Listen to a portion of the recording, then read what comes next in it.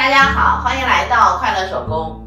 前几天和大家分享了一款给我女儿制作的证件收纳包。那有朋友呢留言跟我说，这个收纳包制作起来呢有点困难哈，没关系，今天呢我给您带来了一款简单的证件收纳包，它呢一个大一个小，制作起来非常的简单。这个是双层的，这个是单层的。接下来我们就一起来了解一下它们的简单制作方法。首先呢，我们先来看一看证件包用到的材料和具体的尺寸。大家看到的这两片面料呢，是做大号证件包的，那面子一份，里子一份。这纯色我是做面子的哈。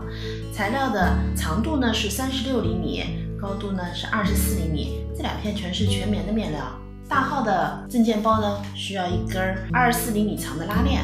接下来我们来看看小号的证件包哈，小号的证件包呢是单层的，里面呢烫一层无纺衬就可以了。无纺衬的尺寸呢是长度24，高度呢18厘米。一会儿我们把这个无纺衬烫在这个面料上边。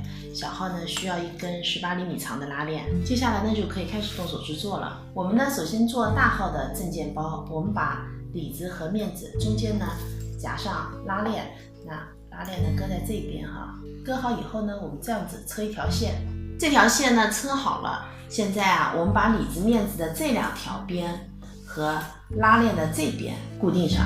这条线呢车好了。今天咱们这个小包，这个印花的是里子，这个纯色的是面子。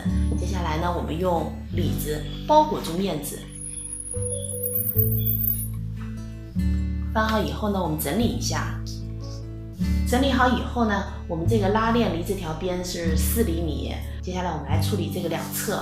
现在我们的两侧呢一共是4层布，那我们把上面的3层呢剪掉1厘米。现在我把两侧的3层呢都剪掉了。那剪的时候，咱们最外一层两端呢要这样子留出1厘米的量。接下来我们进行折叠哈。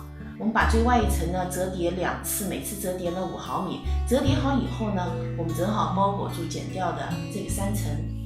现在我们这样子车一条线，两侧都是一样的。现在两个侧边呢车好了，那咱们这个双层的收纳包呢就制作完成了。现在呢，我把它翻到正面哈。接下来呢，我们开始制作单层的。那单层的制作呢就更简单了。我们在面子上边两边呢各搁上半根拉链。这样子车一条，拉链车好以后呢，咱们先把拉链头给装上，然后呢再折叠一下，折叠的距离呢是2厘米。接下来修剪掉2个侧边，把上面的一层剪掉1厘米，两头留1厘米，咱们不剪。剪好以后呢，我们折叠2次，然后把侧边给车上。现在小号的收纳包呢，我也做好了。做好以后啊，这个大的收纳包长度呢是21厘米，高度呢是17厘米。这个小号的呢，长度是14厘米，高度呢是11厘米。这样的方法做收纳包是不是非常的简单？那咱们小的呢可以收纳小的票据，大的呢可以收纳证件类的东西。这期视频内容呢就是这些了，感谢您花宝贵的时间来看我的视频，记得要帮我长按点赞，给我的视频一个强烈的推荐。咱们下期再见。